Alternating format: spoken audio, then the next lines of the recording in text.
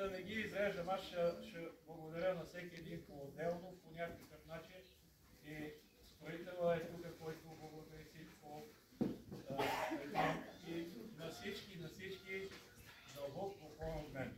На Ники Богданов, който дари и за Курбана, на Валентин, който също е дарител, и на всички вас. И сега с едни типични равнополски две песни да поздравиме и сме да първо дадем до момента. Благодаря, отче. Кирил, отец Иване, почитаеми отци, обични брати и сестри. Голям е днешния празник и няма как този юбилей да не изпълни двора на храма. Най-съм щастлив за това, че благодарение на това, че отец ни обедини, повечето семейства тук присъстващите дадоха от своето, за да могат да променят изгледа на двора и на храма. Наистина и кмета много направи от сутрин до вечер и благодарение на Стефан, който да каже, че не го познаваме, който в щатите, Господ въздава на семейството му. Да благодари всички. Да.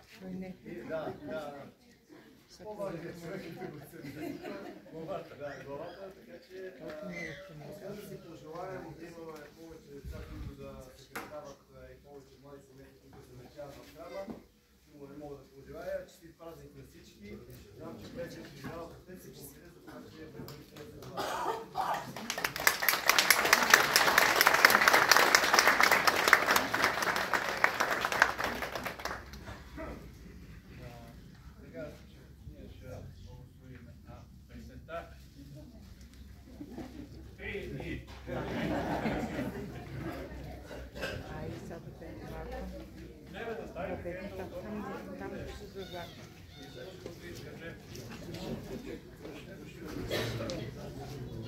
Юрик?